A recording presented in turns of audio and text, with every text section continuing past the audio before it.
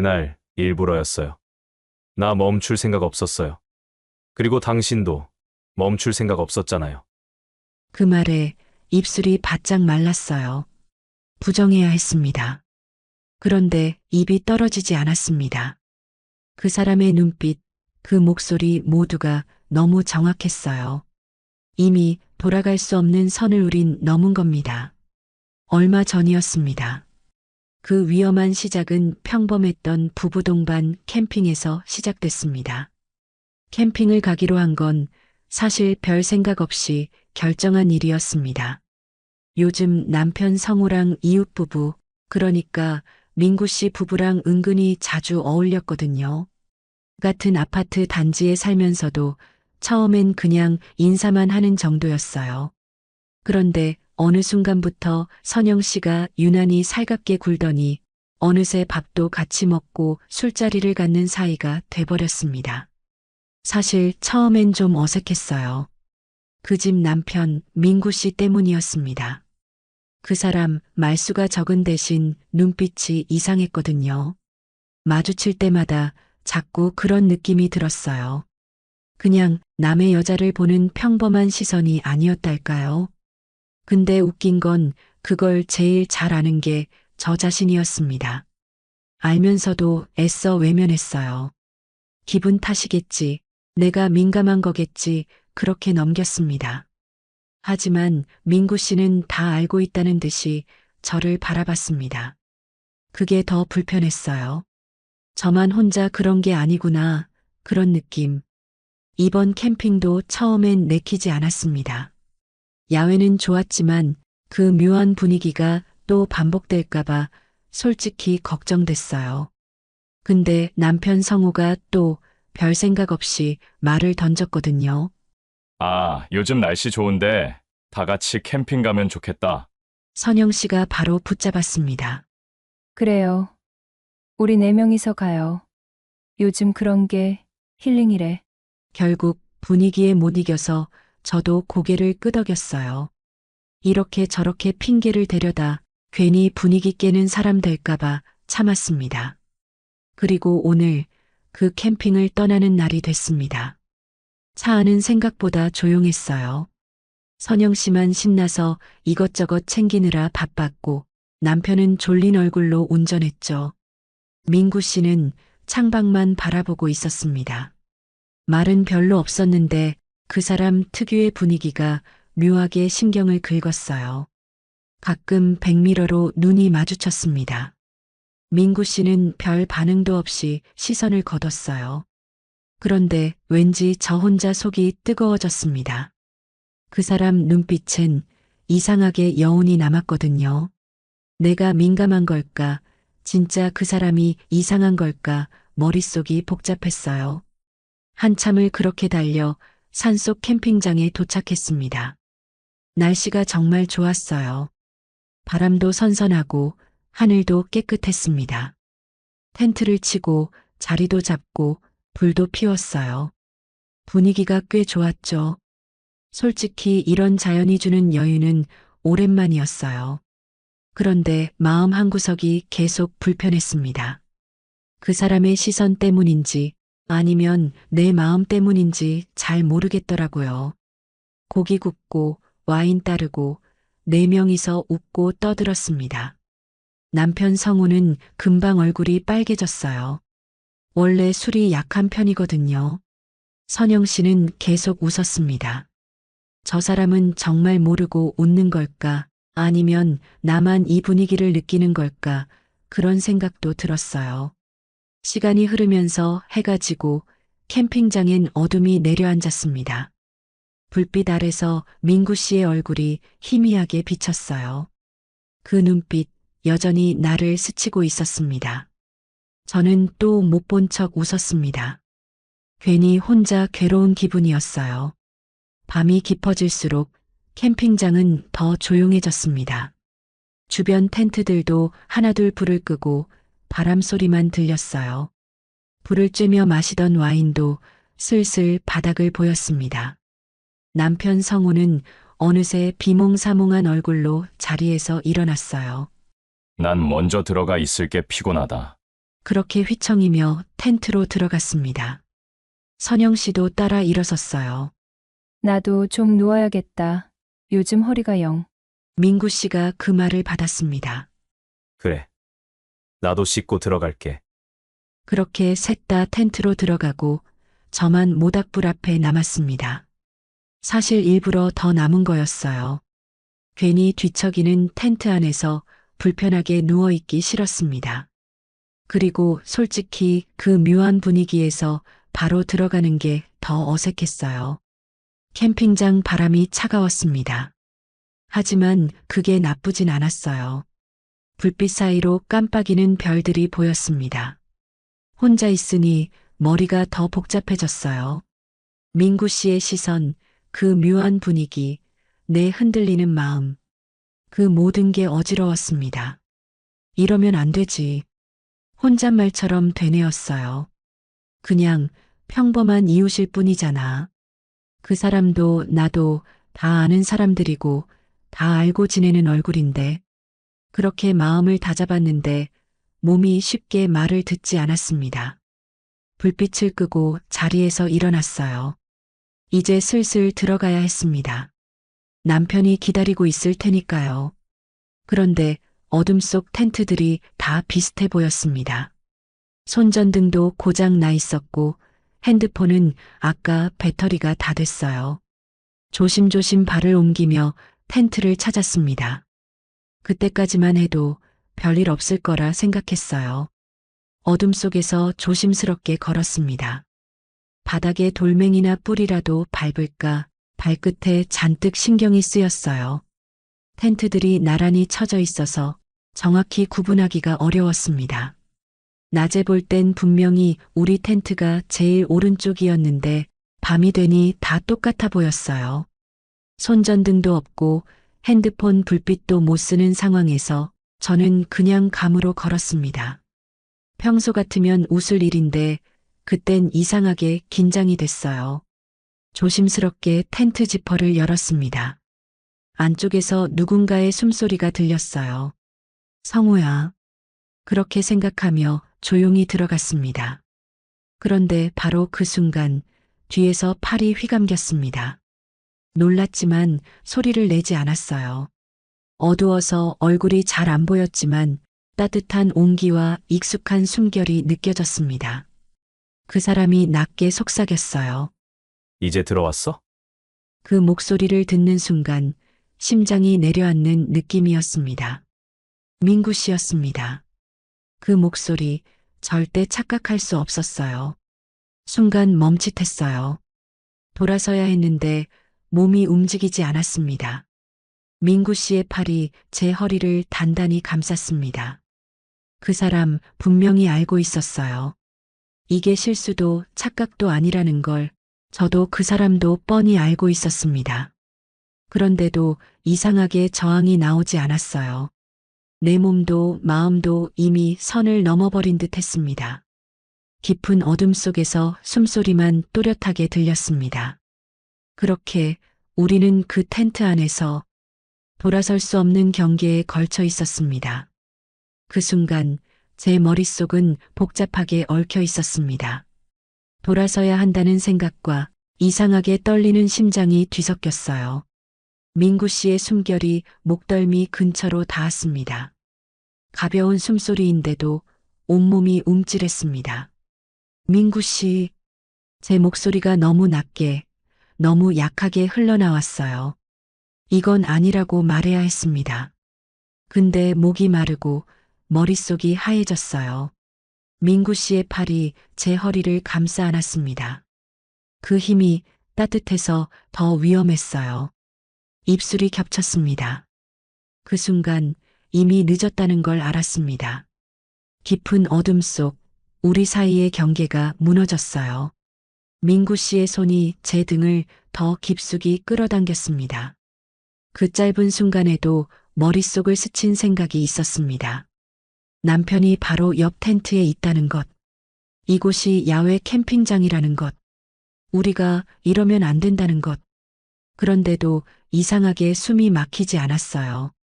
오히려 숨이 더 깊어졌습니다. 그 사람의 입술이, 손끝이 조심스럽고도 노골적으로 제 몸을 더듬었습니다. 저는 믿을 수 없게도 그 손길을 거부하지 않았어요. 오히려 오래 참았던 갈증처럼 그 손끝에 몸을 열었습니다. 참아왔던 게 한꺼번에 무너진 기분이었어요. 한 번 스친 입술이 두 번, 세 번 더 겹쳐졌습니다. 숨소리가 뒤섞였고 어둠이 더 짙어졌습니다. 그 텐트 안에서 우리는 선을 넘었습니다. 짧고 숨가쁘고 위험했던 순간이 지나갔습니다. 그제야 정신이 조금 돌아왔어요. 이러면 안 돼. 머릿속이 소리치듯 울렸습니다. 저는 허둥지둥 텐트 밖으로 나왔습니다. 어둠 속을 조심조심 다시 걸어 저희 텐트로 돌아갔어요. 조용히 아무도 몰랐다는 듯이 나는 결국 내 자리로 돌아갔습니다. 그렇게 돌이킬 수 없는 밤이 지나갔습니다.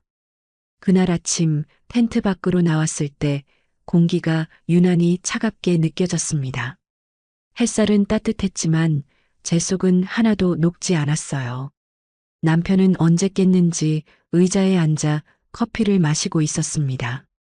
선영 씨는 모닥불 옆에서 뭔가를 부지런히 준비하고 있었어요. 그리고 민구 씨가 조용히 저를 바라보고 있었습니다. 아무 말도 없었어요. 하지만 그 눈빛이 모든 걸 말해줬습니다. 나는 못 본 척했습니다. 몸이 굳어버린 사람처럼 그냥 그 자리에 서 있었어요. 남편이 환하게 웃었습니다. 늦잠 푹 잤네. 피곤했지? 그 말에 웃는 얼굴을 겨우 지었습니다. 입술 끝이 떨렸지만 들키지 않으려고 애썼어요. 민구 씨는 시선을 거두지 않았습니다. 그 사람 눈에 어젯밤의 흔적이 그대로 남아 있었어요. 우리는 아무 말도 하지 않았어요. 그런데 그 침묵이 더 위험했습니다. 그날 캠핑이 끝나고 집으로 돌아왔습니다. 남편은 피곤하다며 샤워를 하고 골아떨어졌어요. 저는 소파에 앉아 멍하니 창밖을 바라봤습니다. 머릿속이 복잡했어요. 모든 걸 없던 일로 돌리고 싶었습니다. 하지만 이미 선을 넘은 이상 아무렇지 않을 수 없었어요. 며칠 동안 민구 씨와 마주치지 않았습니다. 그 사람이 일부러 피하는 건지 우연인지 알 수 없었어요. 그런데 그럴수록 더 신경이 쓰였습니다. 이상하게 마음이 허전했고 혼자 있는 시간이 견디기 힘들었어요. 어느 날 아파트 현관에서 마주쳤습니다. 민구 씨가 조용히 저를 지나쳤어요. 그런데 스치는 순간 그의 손끝이 내 손등을 살짝 스쳤습니다. 숨이 턱 막혔어요. 짧은 접촉, 아무도 모를 만큼 순간적이었어요. 그런데도 심장이 터질 듯 뛰었어요. 그때부터였습니다. 민구 씨의 시선이 다시 따라오기 시작한 건 피하려고 했습니다. 그런데 피하면 피할수록 더 깊이 끌렸어요. 이미 돌이킬 수 없다는 걸 알고 있었습니다. 며칠을 그렇게 버텼습니다. 평범한 척 아무 일 없는 사람처럼 하루하루를 보내려 했어요. 남편은 여전히 평범했습니다. 회사를 다니고 집에 와서 소파에 늘어져 있고 그런 일상. 그런데 저는 평범하지 않았어요. 머릿속에 자꾸 어젯밤의 숨소리와 손끝이 맴돌았습니다. 민구 씨의 시선도 피할 수 없었습니다. 엘리베이터에서, 주차장에서, 마트 앞에서도 그 눈빛을 마주쳤어요. 처음엔 괜히 피했어요. 그런데 어느 순간 저도 모르게 그쪽을 찾는 저를 발견했습니다. 어쩌면 그 사람도 그걸 알고 있었겠죠. 그래서 점점 더 노골적으로 다가왔습니다. 그날도 그랬어요. 아파트 근처 공원 산책로에서 우연을 가장에 마주쳤습니다. 산책 나왔어요? 민구 씨가 웃으며 말을 걸었습니다. 저는 애써 담담한 표정을 지었습니다. 네, 잠깐 바람 좀 쐬려고요. 그 사람의 눈빛이 잠시 흔들렸습니다. 그리고 조용히 다가와 제 옆에 섰어요. 한참을 말없이 걸었습니다. 서로의 발자국 소리만 잔잔히 들렸어요. 그러다 그 사람이 입을 열었습니다. 그날 일부러였어요. 순간 걸음을 멈췄습니다. 심장이 뚝 내려앉는 기분이었어요. 민구 씨가 제 옆에 바짝 다가왔습니다. 그날 나 멈출 생각 없었어요. 목소리가 낮고 단호했습니다. 숨이 막혔어요. 그리고 당신도 멈출 생각 없었잖아요. 그 말에 입술이 바짝 말랐습니다. 부정해야 했습니다. 그런데 입이 떨어지지 않았어요. 그 사람의 눈빛, 그 목소리, 모두가 너무 정확했어요. 이미 알고 있었습니다. 저도 멈출 마음이 없었다는 걸. 그날 이후 우리는 더 깊은 비밀을 공유하게 됐습니다. 이웃이라는 틀에 가둬둘 수 없는 감정이 이미 터져버린 뒤였어요. 처음엔 우연을 가장했습니다. 아파트 주차장에서 스치듯 마주치고 엘리베이터 문틈으로 눈을 마주쳤어요. 그 짧은 순간조차 숨이 멎는 것 같았습니다. 민구 씨의 눈빛엔 더 이상 숨김이 없었어요. 그리고 그날이 찾아왔습니다. 비 오는 평일 오후였습니다. 장바구니를 들고 아파트를 나서는 제 앞에 민구 씨의 검은 SUV가 조용히 멈춰 섰어요. 창문이 열리고 그 사람의 낮고 단단한 목소리가 흘러나왔습니다. 타요. 순간 머릿속이 하얘졌습니다. 아파트 단지 안 누가 볼까 심장이 터질 것 같았어요. 그런데도 제 다리는 저를 배신했습니다. 말없이 조수석에 올라탔어요. 차 안은 고요했습니다. 빗방울이 유리창을 두드리는 소리만 또렷했어요. 민구 씨는 말없이 운전대를 잡았습니다. 저도 창밖만 바라보며 숨을 죽였어요. 그렇게 도착한 곳은 시내 외곽의 조용한 모텔이었습니다. 문 앞에 서자 숨이 목에 걸렸습니다. 여기서 그만둬야 한다는 생각이 머릿속을 치고 지나갔어요. 그런데 이미 문이 열렸습니다. 민구 씨의 손끝이 제 손등을 부드럽게 스쳤습니다. 괜찮아요. 그 한마디가 심장을 무너뜨렸어요. 조심스럽게 그러나 한순간에 우리는 방 안으로 들어섰습니다. 문이 닫히자 공기가 변했습니다. 민구 씨의 손끝이 제 뺨을 더듬었습니다. 가늘게 떨리는 숨결이 닿았어요. 그 사람이 다가와 제 허리를 끌어안았습니다. 입술이 겹쳤습니다. 긴 숨, 짧은 한숨, 우리는 그렇게 또 선을 넘었습니다. 그날 이후 숨을 곳은 늘 있었습니다. 모텔, 차 안, 이웃집에 비는 시간. 틈만 나면 우리는 서로를 탐했습니다. 위험할수록 더 놓을 수 없었습니다. 그 사람이 손끝으로 내 목덜미를 훑을 때 심장은 늘 제 뜻대로 뛰지 않았어요. 민구 씨의 손끝이 닿는 순간 저는 무너졌습니다. 그 손끝 아래 이성도 죄책감도 모두 무너졌어요. 남편의 얼굴이 스쳐도 멈출 수 없었습니다. 그렇게 우리는 금기의 깊은 숲속으로 더 깊이, 더 조용히 빠져들었습니다. 그렇게 우리는 멈추지 않았습니다. 시간이 갈수록 더 조심스러워졌고 동시에 더 대담해졌어요. 이제는 시선 하나, 손끝 스침 하나로도 모든 게 시작될 수 있었습니다. 서로를 향한 욕망이 이미 우리 삶 속에 깊이 스며들었어요. 남편이 출근하고 집에 혼자 남는 시간이 많아졌습니다. 그 시간마다 저는 더 위험해졌습니다. 문자 하나로 모든 게 정해졌어요. 당신 집 앞에 있어. 단순한 그 한 줄에 저는 심장이 터질 듯 뛰었어요. 창밖을 보니 민구 씨가 서 있었습니다. 그 눈빛은 여전히 단단했고 한치의 망설임도 없었어요. 집 안으로 들인다는 게 얼마나 큰 위험인지 알면서도 저는 문을 열었습니다. 현관문이 닫히는 순간 또다시 숨이 막혔어요. 그 사람의 손끝이 제 뺨을 더듬었고 입술이 겹쳐졌습니다. 이웃집 빈 시간이 늘 우리의 틈이 됐습니다. 그 시간이 점점 더 위험해졌어요. 남편의 퇴근 시간에 맞춰 민구 씨가 조심스럽게 빠져나가는 모습. 그걸 보며 저는 매번 가슴을 쓸어내렸습니다. 그런데도 끊을 수 없었습니다. 그 사람이 몸을 기댈 때 저도 스스로를 더 깊이 내줬어요. 주차장, 차 안, 공원 구석진 벤치. 숨을 곳은 늘 있었습니다. 우리가 서로를 탐하는 건 이제 익숙해졌어요. 그런데 동시에 두려움도 깊어졌습니다. 선영 씨의 해맑은 얼굴, 남편의 다정한 웃음. 그 모든 걸 뒤로하고 우리는 여전히 금기의 선을 밟고 있었어요.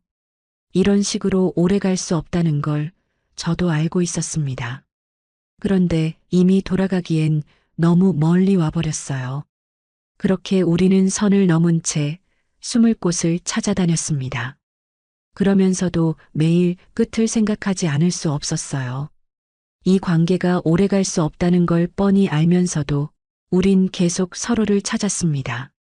욕망이라는 게 얼마나 집요하고 잔인한지 그제서야 뼛속 깊이 실감했어요.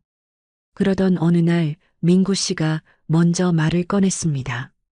이웃집 현관 앞 남편도 선영 씨도 없는 시간. 그 사람의 눈빛이 그 어느 때보다도 깊었어요. 계속 이렇게 숨길 거예요? 그 말에 숨이 멎는 줄 알았습니다. 민구 씨는 제 손을 살짝 잡았습니다. 이제 우리 둘이 제대로 시작할래요? 목소리는 낮았고 동시에 단호했습니다. 심장이 터질 듯 뛰었습니다. 어디서부터가 진심이고 어디서부터가 위험인지 구분이 안 됐어요. 머릿속으로 수십 번 계산했습니다. 남편 선영 씨, 주변의 시선, 그리고 내 욕망. 그런데 그 모든 걸 다 지운다 해도 내 몸과 마음은 이미 이 사람에게 가 있었어요. 그날 밤 저는 혼자 거실에 앉아 깊은 생각에 잠겼습니다. 텅 빈 집안, 벽식의 초침소리만 또렷했어요. 민구 씨의 손끝, 입술, 숨소리. 그 모든 게 아직도 선명했습니다. 선택의 기로에 서 있다는 걸 알았습니다. 그런데 아무리 머리를 굴려도 답은 정해져 있었어요. 나는 이미 이 관계를 멈출 수 없었습니다. 욕망은 죄책감을 이겼고 욕망은 나를 완전히 삼켜버렸어요.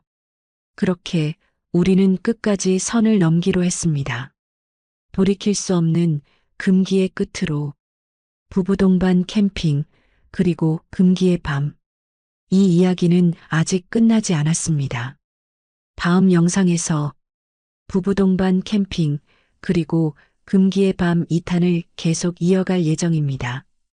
혹시 그 흐름을 놓치고 싶지 않으시다면 구독과 좋아요, 알림 설정까지 살짝 눌러주시면 2탄 영상이 올라오는 순간 바로 확인하실 수 있어요. 오늘 이야기 어떠셨나요? 혹시 여기까지 끝까지 들어주신 분이 계시다면 잘 들었어요. 한마디만 댓글에 남겨주시면 정말 감사한 마음으로 꼭 기억하겠습니다. 그럼 우리 다음 영상에서 다시 만나요. 안녕하세요. 저는 20대 중반 서울에서 직장을 다니고 있는 여자입니다. 아빠와 엄마, 저 이렇게 3인 가족이지만 아빠와 같이 산 날은 제 인생 다 합쳐서 5년도 되지 않습니다. 아빠는 건설회사를 다니시는데 해외 파견 근무가 많으셨습니다. 제가 어렸을 때는 엄마와 저도 아빠를 따라서 해외에 살았다고 하는데 엄마가 매번 잘 적응하지 못하고 힘들어 하시면서 따로 살게 되셨습니다. 엄마와 아빠는 나이 차이가 5살이나 나고 과외 선생님과 학생으로 만났다고 하였습니다.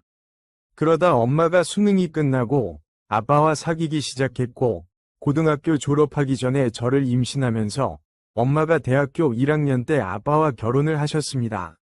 엄마가 저를 낳고 육아를 하는 동안 아빠는 대학을 졸업하고 건설회사에 취업을 하셨습니다. 제가 어린이집에 갈 때쯤 되자 엄마는 대학교에 복학을 하였지만 머리도 굳고 따라가기 힘들다며 결국 자퇴를 하셨습니다. 그 후로 아빠로 따라서 몇 번 해외에 갔지만 그것도 적응하지 못해 친할머니 집에서 같이 살게 되었습니다. 그렇게 엄마는 20대 초반에 남편은 짧게는 몇 개월에 한 번, 길게는 1년에 한 번씩 보면서 어린 저를 키우고 70세 후반의 친할머니를 모시며 살게 되었습니다. 같은 여자인 제가 생각해도 엄마가 정말 힘든 삶을 살았다고 생각합니다. 특히 친할머니 성격이 까탈스러워서 방에서 많이 우셨습니다. 그렇게 살면서 친할아버지 제사도 챙기고 명절에 늦게 오는 큰 아빠네들을 식구들 먹고 가져갈 음식이며 반찬까지 다 만드시고 친할머니가 돌아가시기 전까지 13년 동안 시집살이도 모질게 하셨습니다. 친할머니가 돌아가신 이후에는 큰 아빠들이 부모의 재산이고 당연히 자식들이 나눠 가질 집인데 저와 엄마가 계속 산다며 하루가 멀다 하고 찾아와 불만을 쏟아놓고 가는 바람에 저희 모녀는 한겨울에 집도 구하려 다니고 이사도 갔습니다. 이런 힘든 시간을 보내고 제가 20살이 되던 해에 엄마는 집에 혼자 남게 되었습니다. 제가 서울에 있는 대학교를 진학하면서 같이 서울로 엄마와 이사를 알아보았지만 만만치 않은 집값에 저만 대학교 기숙사에 들어가게 되었습니다. 한동안은 귀찮을 정도로 전화가 자주 와서 힘들었지만 한두 달이 지나니 더 이상 엄마에게 연락은 자주 오지 않았습니다. 이제 자유롭게 즐기며 잃어버린 인생을 되찾아가고 있다며 오히려 저에게 자주 연락하거나 집에 오지 말라고 하셨습니다. 그래서 한 달에 한 번씩 엄마가 서울로 오거나 제가 집으로 내려가면서 엄마를 만났고 가끔씩 아빠가 한국에 들어오면 며칠씩 집에서 같이 보내는 것이 전부였습니다. 4년이라는 시간이 지나 저는 운이 좋게도 대학 졸업과 동시에 좋은 회사로 빨리 취직하게 되었습니다. 첫 월급을 받고 엄마의 선물을 고민하다가 최신 핸드폰을 샀습니다. 요즘 한창 유행하는 접는 폰이 가지고 싶다는 엄마의 말이 생각이 났습니다. 접는 최신형 핸드폰을 사서 집으로 갔습니다. 한참 동안 접었다 폈다 만져보시더니 기존 핸드폰에 있는 사진과 정보들을 옮겨달라고 하고서는 헬스장에 운동을 가셨습니다. 모든 정보를 다 옮기고 나서 사진 및 동영상 그리고 메신저들이 잘 옮겨졌는지 확인해 보는데 수많은 남자들과 주고받는 채팅방과 차마 딸로서 보기 힘든 엄마의 은밀한 사진과 동영상들이 한가득이었습니다. 심지어는 여러 남자들을 돌아가면서 엄마가 입으로 달래주는 영상도 있었고 여러 남자들과 여자들이 펜션으로 보이는 장소에서 수위가 높은 술게임과 벌칙을 하는 영상도 있었습니다. 사실 제가 어렸을 때 엄마의 고등학교 친구라며 삼촌들이 놀려와서 밤늦게 술 먹고 놀다가 자고 간 적이 많았습니다. 제가 아주 어렸을 때는 정말 놀다가 늦어서 잠만 자고 갔다고 생각했지만 저도 중학생이 되고 고등학생이 되면서 엄마가 삼촌들이 놀려오면 밤에 술 먹고 건전하게 놀지 않는다는 것을 알게 되었습니다. 아빠를 배신하는 거라며 화도 났었지만 1년에 몇 번 보지도 못하는 아빠고 저 역시도 아빠가 집에 오면 어색하고 불편했습니다. 오히려 자주 놀려오는 삼촌들이 더 편했습니다. 그래서 엄마도 외로우니까 삼촌들과 가볍게 만나고 즐기는 거라고 생각했습니다. 그런데 영상 속에 엄마는 가볍게 남자를 만나는 수준이 아니었습니다. 엄청난 수위의 대화들을 보면서 정말 내 엄마가 맞나 싶었습니다. 너무나 큰 충격을 받았던 저는 접는 핸드폰을 들고 서울로 그냥 왔습니다. 엄마에게는 폰에 문제가 있는 것 같다며 교환해서 다시 가져다 준다고 하였습니다. 며칠이 지나도 그날 보았던 동영상과 사진 속에 있는 엄마의 모습들이 잊히지가 않았고 이 상황을 어떻게 해야 하나 머리만 복잡해지기 시작했습니다. 이제 와서 새삼스럽게 엄마가 다른 남자를 만나고 있다는 것을 아빠한테 이야기를 해야 하는지 지금까지 모른 척하고 산 기간이 얼마며 그 기간 동안 거쳐간 삼촌들이며 남자들이 한두 명이 아닌데 괜한 분란을 만드는 것이 아닌 건지 결정을 내리지 못한 채 일주일이라는 시간이 지났습니다. 엄마는 언제 새 폰 가지고 올 거냐며 연락은 오고 일단 새 상품이 재고가 없어서 기다리고 있는 중이라고 하면서 생각할 시간을 가졌습니다. 사실 엄마가 가볍게 한두 남자와 일반적인 만남을 가지고 있으면 이렇게까지 고민하지 않고 모른 척 넘어갔을 겁니다. 그런데 동영상이나 사진, 대화를 보면 이것은 뉴스에 나올 정도로 심각한 수준입니다. 일단 대부분이 결혼한 유부남, 유부녀로 구성되어 있고 사람 수도 많다고 보니 그 중에 누구 한 명만 걸려서 고소 및 신고가 들어가면 모두가 밝혀지는 건 시간 문제였습니다. 게다가 좁디 좁은 지방도시에서 몇 다리만 거치면 다 아는 사람들인데 문제가 터지는 날에는 동네 사람들이 다 아는 것은 시간 문제고 해외에 있는 아빠가 아시는 것도 시간 문제였습니다. 아무래도 엄마가 너무 위험한 모임과 만남을 하고 있는 것 같아서 그만하셔야 될 것 같다고 말을 하고 싶은데 딸로서 자식으로서 엄마의 그런 사진과 동영상을 봤다고 하면서 말을 하기가 너무 부담스럽고 머리가 복잡해집니다. 제가 엄마의 일탈을 다 알고 다 봤다는 것을 엄마가 알았을 때 엄마의 반응도 걱정이 되고 엄마가 절대 걸릴 가능성이 없다면서 계속 그 위험한 모임과 만남들을 지속하게 했을 때 어떻게 설득을 해야 할지도 막막합니다. 차마 주변에 말을 하고 조언들을 구하고 싶어도 제 스스로가 너무 부끄러워서 주변 그 누구에게도 말조차 꺼내지 못했습니다. 예전처럼 모른 척하고 나중에 이것들이 문제가 되어서 엄마 아빠가 이혼을 하게 된다면 엄마 아빠의 인생 문제이니 제가 관여할 부분이 아닌 걸까요? 오늘의 사연은 여기까지입니다. 구독과 좋아요, 알림 설정 부탁드립니다. 긴 글을 읽어주셔서 감사합니다. 안녕하세요. 달콤하고 시적인 말들이 와닿는 사람이 있는 반면 솔직 담백하고 때로는 도발적인 말들에서 매력을 느끼는 사람들도 있죠. 요즘 새로운 인연과의 하루하루를 즐겁게 보내는 50대 여자입니다. 특출난 매력이 있거나 특별한 점이 없이 그냥 무난한 동네 아줌마에 지나지 않아요. 아이들을 키우다 보니 펑퍼짐해져서 코로나가 시작된 이후로 운동을 꾸준히 하고 있습니다. 어차피 다니던 회사에서도 그만두게 되어서 시간도 남아돌고 아이들은 커서 봐줄 게 없으니 할 거라고는 취미생활 뿐이었어요. 처음에는 살을 좀 빼고 건강을 위해서 시작한 운동이었는데 하다 보니까 재미있기도 하고 땀 흘리는 게 제법 저랑 잘 맞더라고요.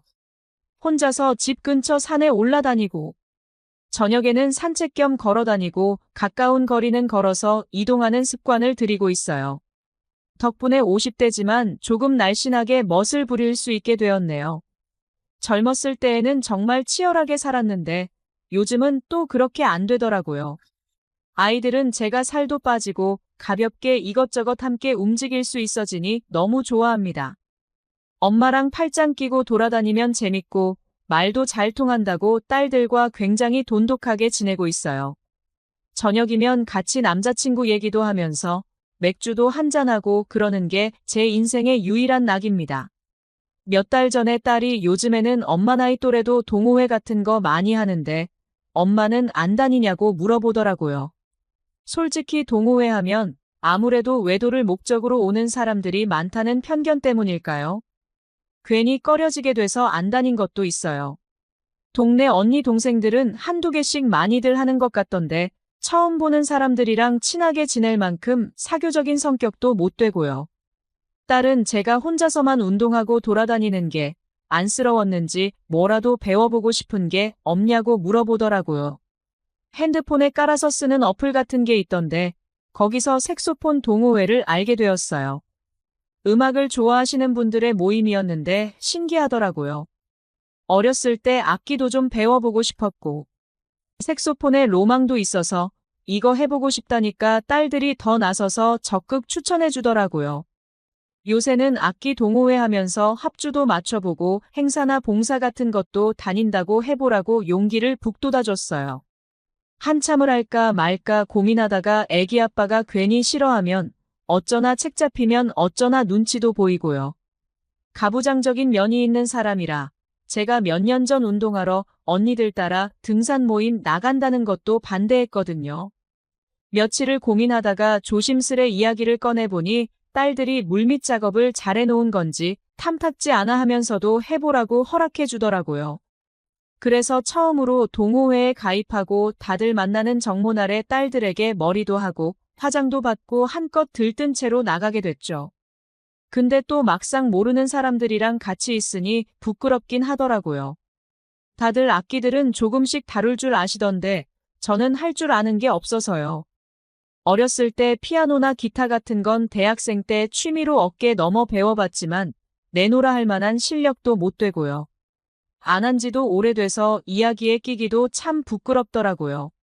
그래도 회장님이랑 회원분들이 잘 챙겨주셔서 이래저래 인사는 하게 됐어요. 다들 활발하고 사교적인 분들만 나오시는 건 아니더라고요. 저처럼 말수가 적고 과묵한 분도 계셨는데 나름 분위기는 좋았어요. 자기소개도 하고 간단한 색소폰 기초 연주법도 배우고 시간이 어떻게 가는 줄 모르겠더라고요. 연습실도 집 근처라 운동하는 겸 겸사겸사 들러서 취미 활동하기도 좋아 꾸준히 배워봐야겠다 싶었죠. 정기 모임에 두어 번 나가고 연습실에서 사람들을 몇 번 마주치니까 그래도 마음이 좀 편안해졌어요. 정기 모임 시간에 다들 합주하고 밥도 먹고 맥주도 한잔하면서 분위기가 좋아지니 긴장이 풀어지더라고요. 너무 말씀이 많은 분들은 제가 맞춰드리질 못하는데 저랑 비슷하게 평소에도 말수는 별로 없고 좀 꾸준히 나오시는 분이 계셨어요. 어쩌다 보니 같은 테이블에 앉게 되어서 어색하게 술 한 잔 두 잔 하다가 용기 내서 말을 걸어봐야겠다 했죠. 저는 악기도 배우고 친구도 만들려고 여기 등록하게 되었는데 어떻게 오셨냐고 물어보니까 딱 잘라서 저는 친구 만들러 온 거 아닙니다. 이러시는 거예요. 당황스러워서 네 이랬더니 저를 똑바로 쳐다보시면서 친구 말고 애인 만들러 왔습니다. 저랑 관심사가 비슷한 애인이요. 이렇게 말씀하시는데 순간 놀랐어요. 왜 이런 말을 나한테 하시는 거지? 이런저런 오만 생각이 다 들더라고요. 그냥 애인 만들러 왔다고 말을 하는 건지 아니면 무슨 속뜻이 있는 건지 싶어서 당황해서 말도 못하고 있으니까 다른 분들이 쳐다보시기 시작하는 거예요. 약간 몰아가는 분위기처럼 그분한테 한 번도 그렇게 말한 적 없었는데 뭐냐면서 다들 은근슬쩍 이어주려는 분위기더라고요. 무슨 대학생들도 아니고 낯간지러워서 이도저도 못하고 있는데 그분은 엄청 아무렇지도 않게 다시 맥주를 마시면서 다른 분들이랑 이야기를 이어갔습니다. 괜히 저만 소녀 시절로 돌아간 것처럼 얼굴이 화끈거리고 주책이다 생각이 들었어요. 자리가 마무리되고 다들 2차 가려는 분위기길래 저는 이만 빠지겠다고 하고 인사를 한 다음 자리를 나왔죠. 집에 가려고 정류장으로 걸어가는데 저한테 폭탄을 던지신 남자분이 따라서 걸어오시는 게 아니겠어요. 같은 방향으로 간 적도 없는데 뭘까 아니면 원래 같은 동네였는데 내가 안 물어봐서 몰랐던 걸까 또 별 생각이 다 들더라고요. 좀 걷다가 뒤에서 저를 툭툭 치시길래 무슨 일이냐고 물어보니까 그냥 친구만 만들러 온 게 맞냐고 물어보시더라고요. 그래서 그렇다니까 자기는 애인을 만들고 싶은데 혹시 생각이 있냐고 물어보시더군요. 술도 많이 안 마셨는데 얼굴이 터질 것 같은 느낌이었어요. 저보다 4살이나 어리신 분이고 또 정말로 상상도 못했던 일인데 싫다는 말이 안 떨어지는 거예요. 순간 나도 이런 걸 바라고 동호회에 나온 건가 고개를 끄덕여야 하는 건가 아니면 뒤돌아서서 집으로 가야 하는 건가 생각을 하고 있었어요. 그랬더니 뭘 깊게 생각하냐면서 싫지 않으면 애인 하자고 저돌적으로 밀어붙이는 그 사람을 따라서 골목으로 들어가게 되었습니다. 결국 저희는 숙박업소로 들어가 건너지 말아야 할 강을 건너고 말았어요. 정신을 문득 차리고 보니 어쩌다 이렇게 된 건가 싶어서 왜 나한테 물어봤냐 예쁜 동생도 있고 훨씬 재밌는 언니도 있지 않느냐고 물어봤죠. 그냥 조용하고 차분하고 그런 게 좋았대요. 시끄럽고 말 많은 스타일을 안 좋아한다면서 담배를 피우면서 종종 보자는 그 사람한테 홀린 듯이 고개를 끄덕였네요. 살면서 한 번도 일탈에 대해 꿈꿔보지 않은 건 아니었어요. 근데 너무 급작스럽게 찾아온 사람이라 불나방 같은 사이가 되지 않을지 걱정되네요. 근데 뭔가 저돌적으로 남자답게 밀어붙이면서 자신의 욕망을 거침없이 말하는 모습에 무너진 것 같아요. 이제 저는 어떻게 해야 할까요? 오늘의 사연 여기까지입니다. 구독, 좋아요 꼭 눌러주세요.